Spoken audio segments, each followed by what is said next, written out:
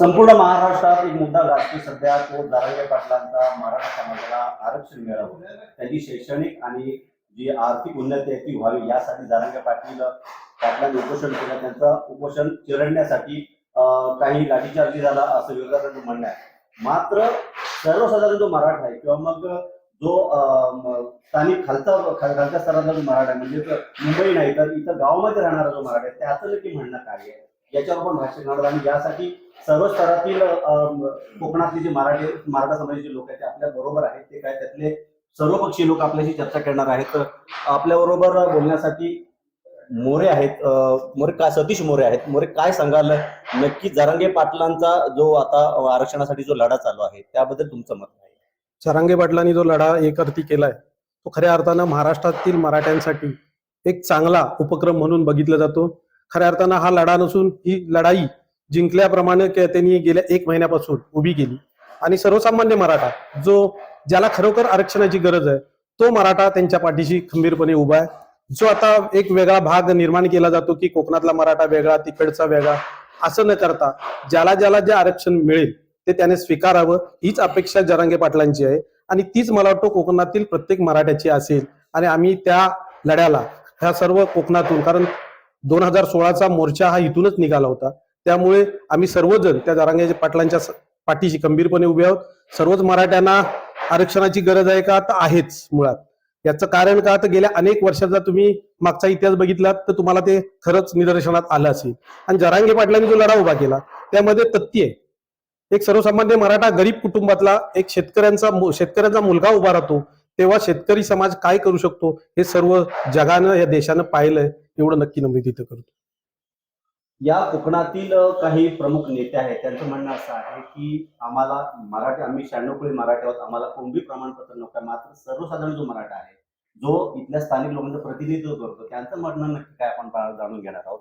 काय सांगाल तुम्हाला जर कुणबी प्रमाणपत्र मिळालं तर काय तुमचं म्हणणं काय असेल?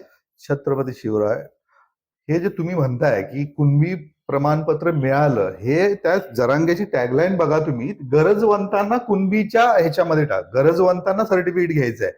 कुणी येणार आणि तुम्ही घ्या जबरदस्ती असा विषय नाही.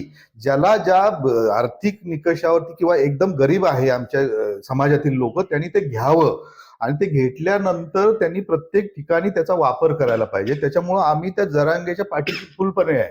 आणि हे जरांगे एक निमित्त आहे, पण या महाराष्ट्रातला जो तरुण वर्ग आहे आणि जो बेरोजगार वर्ग आहे, त्या बेरोजगार वर्गातली निघालेली खदखद आहे, हे जरांगे निमित्त आहे. कुणबी प्रमाणपत्र झालं की तुम्ही कुणबी झालात, हे जे तुमचं बोलणं आहे किंवा हे जे तुमचं विचार आहेत, या विचाराशी आम्ही सहमत नाही आहे. त्यांनी सांगितलं गरजवंतांना तुम्ही कुणबीमध्ये सर्टिफिकेट घ्या, प्रत्येकाला आणून जबरदस्ती नाही तुम्ही कुणबीच व्हा, असं त्याचा अर्थ नाहीये. त्याच्यामुळे आम्ही जरांगेच्या ह्या सगळ्या भूमिकेला पूर्णपणे त्यांच्या पाठीशी आणि सहमत आहे. ज्याला खरोखरच गरज आहे त्यांनी हे प्रमाणपत्र घ्या आणि तरुणांनी त्यांचा एक फायदा करून घ्या. आपल्या बरोबर ज्येष्ठ पत्रकार आणि जे मराठा क्रांती मोर्चा आहे त्याचे मार्गदर्शक आहेत. सतीशजी, काय सांगाल? आपण एक ज्येष्ठ पत्रकार आहात आणि मराठा मोर्चा आहे त्याच्यात तुम्ही प्रमुख भूमिका बजावलेली आहे. काय तुमचं मत असेल याबद्दल? 2016 पासून मराठे जास्त आक्रमक पद्धतीने आपल्या आरक्षणासाठी लढा देत आहेत. सगळ्या स्तरातून हा लढा होतोय आणि गेले 5-6 वर्ष हा लढा मोठ्या पद्धतीने सुरू आहे.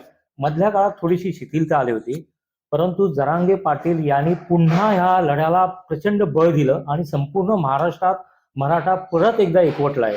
त्यामुळे मराठ्यांनी खरं तर या जरांगे पाटलांचं अभिनंदन केलं पाहिजे, त्यांचे आभार मानले पाहिजे. आपण बघितलं असेल गेल्या 72 तासामध्ये 2 आत्महत्या झालेल्या आहेत. मराठ्यांनी 2 आत्महत्या केल्या आहेत. यातूनच लक्षात येतंय की तरुण वर्ग आहे, तरुण पिढी आमची आहे मराठ्यांची, ती किती फ्रस्ट्रेट झालेली आहे, नैराश्याच्या गर्तेत गेलेली आहे आणि त्यांना नोकरी नाहीये, बाकी कामधंदा करताना बऱ्याच अडचणी येत आहेत. त्यामुळे जरांगे पाटलांनी जी काही भूमिका घेतली, जशी टॅगलाईन आहे गरजवंतांचा मराठा, गरजवंतांच्या मराठ्यांना ही जी काही कुणबी प्रमाणपत्र देण्याची जी काही टॅगलाईन त्यांनी घेतलेली आहे ती योग्य आहे. कारण शेवटी हा सगळा विषय येतो कुठे, तर तुमच्या शैक्षणिकशी येतो, नोकरीशी येतो, सरकारी नोकरीशी येतो आणि काही कामधंदा असेल ह्या विषयाची येतो. शेवटी पोट भरणं हा फार महत्वाचा आहे. त्यामुळे अशा वेळी जर कुणबी प्रमाणपत्र मिळालं आणि त्यातून जे गरीब आणि मागासवर्गीय असलेले मराठे हे तरुण निघतील, पुढे त्यांची काहीतरी कौटुंबिक त्यांचं उदरनिर्वाह चालत असेल तर त्यांनी घ्यायला हरकत नाही. आणि म्हणूनच आम्ही हे सगळे मराठा क्रांती मोर्चा जिथून निघाला ते सर्व आम्ही त्यांना त्यांच्या पाठीशी आहोत आणि आमचा त्यांना पूर्ण पाठिंबा आहे.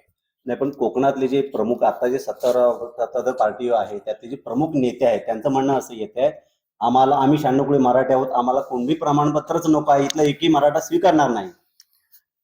ज्या दोन नेत्यांची तुम्ही भूमिका 48 तासातली म्हणताय ही त्यांची भूमिका असेल, ती त्यांची व्यक्तिगत भूमिका असेल. मला काय त्यांच्याबद्दल काही बोलायचं नाही, परंतु असं होणार नाही. कारण काय, आता काळ बदललाय. पूर्वी ह्या सगळ्या गोष्टी चालत होत्या, आता नवीन आलाय काळ आणि काळानुरूप थोडंसं बदललं पाहिजे असं आमचं सगळ्यांचं म्हणणं आहे. आणि त्याप्रमाणे शेवटी काय आहे, शेवटी हा सगळा विषय येतो कुठे, तर मगाशी बोलल्याप्रमाणे की हा सगळा तुमच्या उदरनिर्वाहाशी रोजीरोटीशी हा सगळा विषय येतोय. त्यामुळे ही जबरदस्ती नाही कोणावर, तुम्ही घ्याच आणि कुणबी व्हाच अशा पद्धतीचं काही नाहीये. आणि प्रमाणपत्र घेतलं म्हणून काही कुणबी झाला अशातला भाग नाहीये. ही केवळ आपली एक थोडीशी तडजोड आहे, थोडासा विषय व्यावसायिक आणि शैक्षणिक या विषयाची असलेली तडजोड आहे. तर मला वाटतंय जर गरीब मराठ्यांना हे जर लाभ मिळतच असेल जरांगे पाटलांच्या ह्या सगळ्या उपोषणाच्या निमित्ताने, तर घ्यायला काही हरकत नाही असं मला वाटतं. आपण काय सांगाल? आपण एक तरुण उद्योजक आहात आणि एक तरुणी आहात, एक तरुणांचं प्रतिनिधित्व म्हणून तुम्ही काय सांगाल? तरुणांचं प्रतिनिधित्व म्हणण्यापेक्षा जे काही आता जे आत्महत्या झालेल्या आहेत त्या मराठा तरुणांच्या, त्या बघता हे सर्व तरुण आणि होतकरी तरुण फ्रस्ट्रेशन मध्ये गेलेले आहेत आणि त्यात आत्महत्या करतायत. का तर त्यात खूप मोठी नैराश्यता त्यांच्यामध्ये आलेली आहे. नैराश्याच्या गर्तेत हा तरुण आहे आणि यातून बाहेर पडण्यासाठी हा जरांगे पाटलांचा जो विषय आहे हा खूप महत्वाचा विषय आहे. तर आता तरुणांचं प्रतिनिधित्व म्हणून तुम्ही काय सांगाल? तरुणांचं प्रतिनिधित्व म्हणण्यापेक्षा जे काही आता जे आत्महत्या झालेल्या आहेत त्या मराठा तरुणांच्या, त्या बघता हे सर्व तरुण आणि होतकरी तरुण फ्रस्ट्रेशन मध्ये गेलेले आहेत आणि त्यात आत्महत्या करतायत. का तर त्यात खूप मोठी नैराश्यता त्यांच्यामध्ये आलेली आहे. नैराश्याच्या गर्तेत हा तरुण आहे आणि यातून बाहेर पडण्यासाठी हा जरांगे पाटलांचा जो विषय आहे हा खूप महत्वाचा विषय आहे. तर आता राहिला प्रश्न राजकीय भूमिका काही वेगळ्या आहेत, त्याच्याबद्दल आम्ही काही भाष्य करणार नाही. कारण या भरल्या पोटच्या गोष्टी आहेत कुठेतरी, ज्यांना खरोखर गरज आहे, ज्या मराठ्यांना खरोखर गरज आहे, ज्या शिक्षण क्षेत्रामध्ये कुठेतरी वंचित राहत आहेत, नोकरी धंद्यामध्ये कुठेतरी वंचित राहत आहेत, त्या आरक्षण एका मुद्द्यामुळं. आणि जर ते कुणबी प्रमाणपत्र मिळून जरी समस्या सुटणार असेल तर ते घेण्यासाठी काही हरकत नाहीये. आणि आम्ही त्या मराठी पूर्ण या जरांगे पाटलांच्या भूमिकेला आम्ही पूर्ण समर्थन करतो.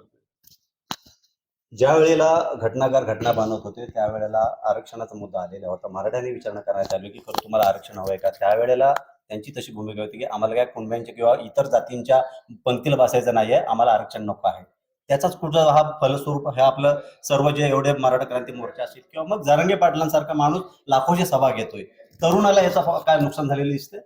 निश्चितपणे कसं आहे, डॉक्टर बाबासाहेब आंबेडकरांनी ज्या वेळेला आम्हाला मराठ्यांना आरक्षण मिळावं अशी जी काय भूमिका मांडली होती, तर त्यावेळेचा काळ थोडासा वेगळा होता. त्यावेळेला मुबलक प्रमाणात शेती करता येत होती, त्यावेळेला जमिनी आमच्याकडे बऱ्यापैकी होत्या. आज त्याचं विभाजन झालेलं. त्यानंतरचा जर पुढे जर निकष आपण बघायला गेलात तर त्यावेळेचा सर्वात उत्तम होतं ती शेती होती. नंतर मग नोकरीला फार कमी प्राधान्य होतं. पण आज तो काळ गेलाय आणि त्याच्यानंतर नोकरी हे प्रमुख साधन झालेलं आहे. आणि आज आपल्याकडे म्हणजे मराठा समाजाचा जो आरक्षणाचा लढा जर आपण पाठपासून बघितला तर खूप साऱ्या आमच्यातल्या तरुणांनी आत्महत्या केल्यात. आता 2016 पासून सुद्धा आमच्या जवळजवळ 55 ते 60 तरुणांनी आत्महत्या केल्यात. आजपर्यंत त्या आत्महत्या थांबल्या नाहीत. आज जरांगे पाटलांचा जो लढा आहे त्या लढ्यामधून करोडो लोक जर एका सभेला जात आहेत, त्यांच्या स्थानिक पातळीवरती त्याने एक आवाज दिला होता, एक आवाहन केलं होतं, जवळपास 1.5 कोटी लोक 170 एकरवरती उभे राहिले होते. मला माहित नाही की या अगोदर एवढी मोठी सभा कोणाच्या कुठल्या राजकीय नेत्याची झाली होती का, कोणाच्या पंतप्रधानांची झाली, जगाच्या पाठीवर कुठे झाली होती का, तर ते आजपर्यंत बघायला मिळालं नाही. मग एवढ्या तीव्र भावना आहेत की लोक आम्हाला आमचं हक्काचं जे आरक्षण आहे ते द्या, या मागणीवरती आम्ही सगळे कोकणवासी त्यांच्या मागणीला आम्ही पाठिंबा करतो. जय हिंद. आपल्या हक्काचं जे आहे ते आम्हाला मिळायला पाहिजे. शेवटचा प्रश्न आहे सतीशी, काय सांगाल? आतापर्यंत महाराष्ट्र जिथपासून निर्माण झाला त्यावेळेपासून आजपर्यंत 2 ते 3 मुख्यमंत्री वगळता सर्व मुख्यमंत्री मराठा होते. मग त्यांनी दुर्लक्ष केले का मराठासमोर, असं वाटतं का तुम्हाला? हो, निश्चितच. कारण असं म्हणतात की सत्ताकारणामध्ये मराठ्यांचा सहभाग मोठा असतो आणि आहे, तो नाही असं नाकारता येणार नाही. परंतु दुर्दैवाने असं म्हणावं लागेल की आमच्या राज्यकर्त्यांनी, जे कोण आमचे मुख्यमंत्री तुम्ही म्हणता तसं होऊन गेले, यांनी संपूर्ण दुर्लक्ष केलेलं आहे. जेव्हा संधी येईल तेव्हा फक्त मराठ्यांचा उपयोग करून घेतला गेला आणि त्याची फलश्रुती अशी होती की आत्ताची तरुण पिढी ही खूप मागे गेलेली आहे. त्यांना नोकऱ्या नाहीत, कामधंदे नाही आहेत, जमिनी आमच्या गेलेल्या आहेत, जमिनी मोठ्या प्रमाणावर हिरावून घेतल्या गेलेल्या आहेत. त्यामुळे जर हे सगळं परत आम्हाला चित्र उभं करायचं असेल तर मराठ्यांनी मराठ्यांसाठी लढलं पाहिजे. म्हणूनच 1 मराठा 1 लाख मराठा जो म्हणतोय तर त्यासाठीच म्हणतोय. राज्यकर्त्यांकडून आमच्याकडे काहीच अपेक्षा नाहीत.